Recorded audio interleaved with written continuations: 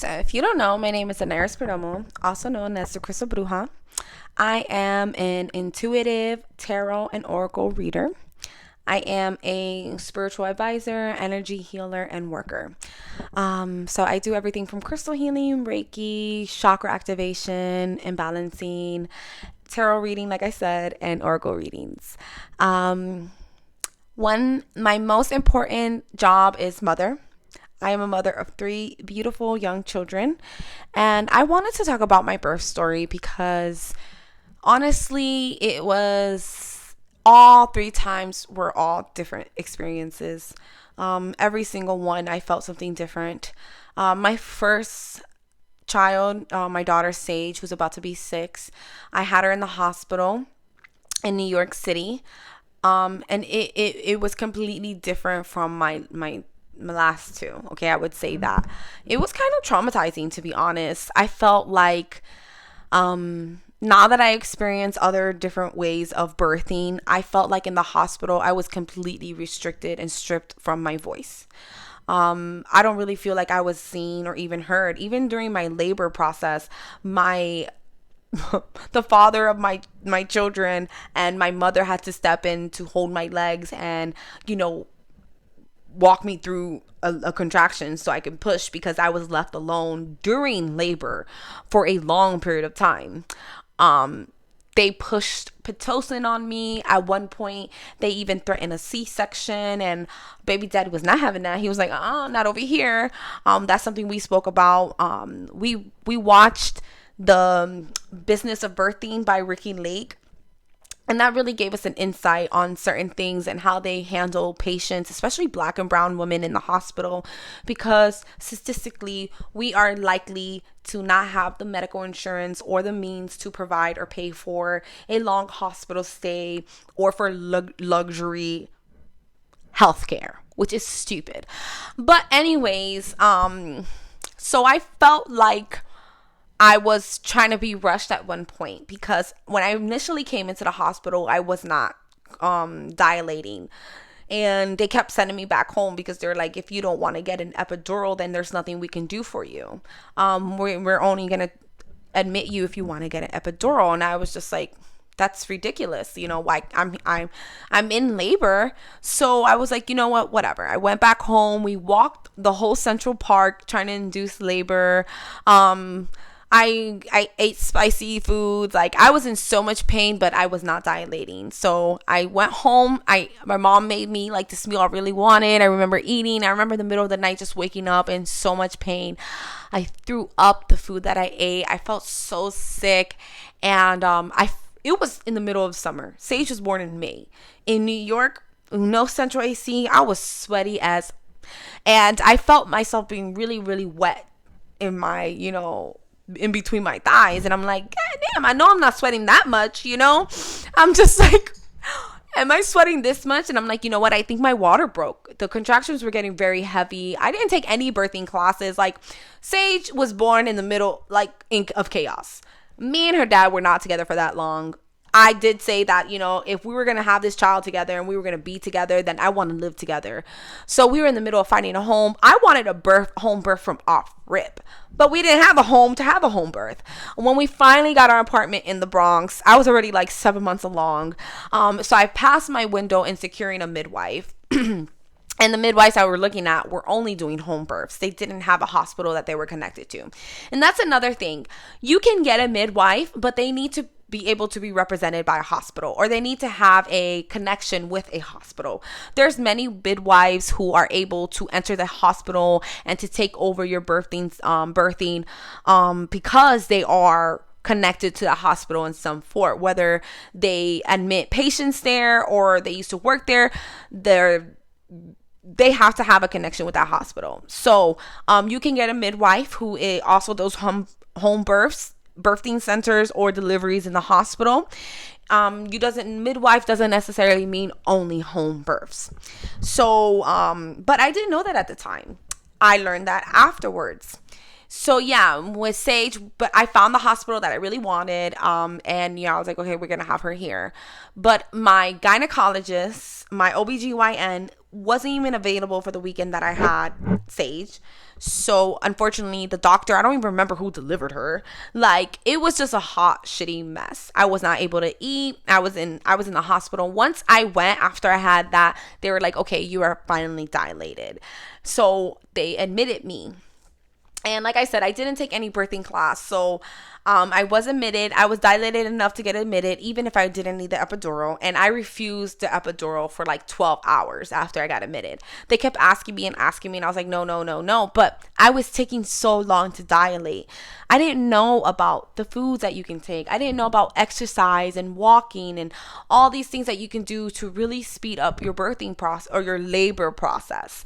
And anyway, so I could not eat. Felt so weak. And I remember the next morning, they're like, we suggest that, you do. And I did not want to do Pitocin because that's something I learned in the birthing business as well. That Pitocin is given when, again, they want to rush you along, that sometimes it can lower the heart rate of your baby because it's forcing your baby to move along your vaginal walls or trails before it's ready. Your contractions are what pushes the baby along. So when your body is producing these contractions naturally, and then you give it a synthetic medication to create false contractions, you're overexerting yourself. Therefore, you're overexerting your baby, which lowers the heart rate of your baby, which then increases your chances of a C-section. So it's just like inevitable at that point. But I said yes. And I refused the C-section because I know that they sometimes fabricate and say that, oh my God, you have to do it. Your baby will die if you don't. And I was adamant. I said, check her, heart rate, check everything. And there were times where they were caught in lies. So that was another thing that was just like, So finally, I finally got dilated enough and I started to have my labor. But at the point when I started to push, because I finally said yes to the epidural because I was already in labor for 12 hours. I had no energy. And the doctor was like, you have no energy. You're not able to eat. If you don't do the epidural, by the time it's time for you to push, you're going to be exhausted. And I was just like, okay, fine. Maybe you're making a point, right? So I said, we can definitely do that. So they gave me the epidural, but once you take the epidural, you're not allowed to move. You can't do anything. And honestly, I couldn't feel my lower body. And I needed that relief, right? Because I wasn't doing anything to help counteract the pain or the discomfort that I was feeling. I didn't know anything like how I knew with my second and third birth. So I was exhausted. I was able to finally get some rest. I finally slept, and then it was labor time. So that happened, and it was time for me to push. It was time for me, to bring the baby here. And I had to rely on the fucking machine to tell me when I was having a contraction. Like, I couldn't feel anything. So the machine literally tells you when you have a contraction, and then they tell you to push. And that's why, like, in the movies, they're constantly telling them to push, push, push, push, push. So there was a point where I'm like, I hate this feeling. So I stopped taking the epidural. I finally was able to feel like my lower body and like my contractions again. And I started to push when I felt them. And the nurse was like, what are you doing? You're not supposed to be pushing. You don't have a contraction. And I'm like, I feel it. And then the machine would then pick up on my contraction like 4 or 5 seconds later after I was telling her. So at this point, lady, I don't need you. You're not listening to me. You rather listen to the machine. And that's another thing where they don't listen to Black and brown women when they say that they're in pain, when they say that they're feeling anything. They rather listen to the machine or listen to a book versus the patient that's right in front of them. So at that point, I was just like, you guys are not even listening to me. Like, you're not even helping me. They left the room. The doctor and the nurse left the room for a long period of time. I don't know what the hell they were doing. I don't know if they went to go play Yahtzee or went to go get lunch across the street. I literally do not know. All I know that there was a point where my mom and Sage's dad had to step in to prop my legs open and help me push the baby. My mom started to see Sage's head come out because she had these little hairs coming out. And finally, the doctors came in, and by the time I pushed her out, she had succumbinium. I always say it wrong, which is like she pooped while inside of me, so they had to like rush her to the NICU. I was not able to get no skin to skin. I saw her for a short period of time, and then like they're rushing her, and I told her dad, like, go with them, don't leave her alone, like go with them. So he left, and they cut the umbilical cord. I had wanted to do the leg clamping, like all of this stuff. Then they had to give me antibiotics. They had to give her antibiotics. She was in NICU for 3 days, and then it was time for me to push out my placenta, and I, again, was not given the directions that I needed, and I was pushing it out, and at one point, the doctor tried to pull the rest out, and the umbilical cord snapped from the placenta. So she literally had to go in and take it out, because then I can go into septic shock. It can cause an infection, and I can die. And I was like, what the fuck? So she was in me forearm deep.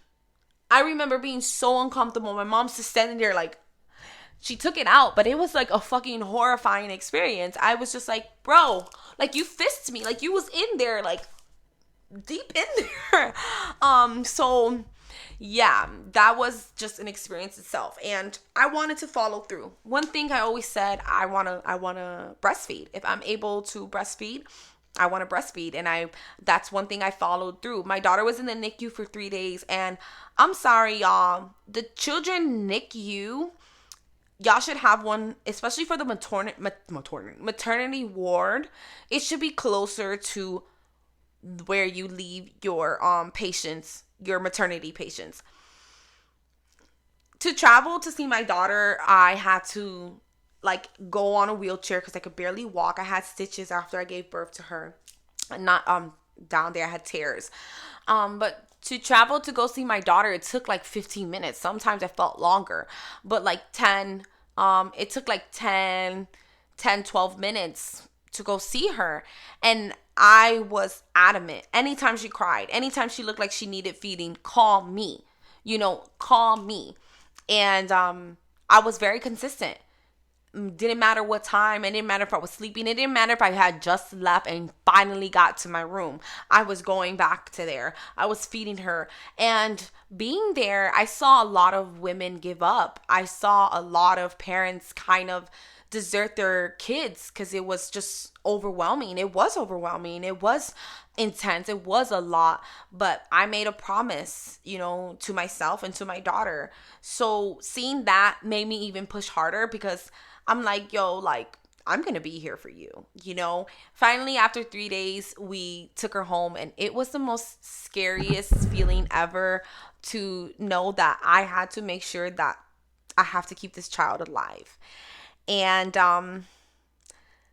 that then led me to postpartum depression, which we're going to talk about that too, because experiencing what I experienced with my first birth and then having my home birth with my son healed that experience for me. It was like euphoria.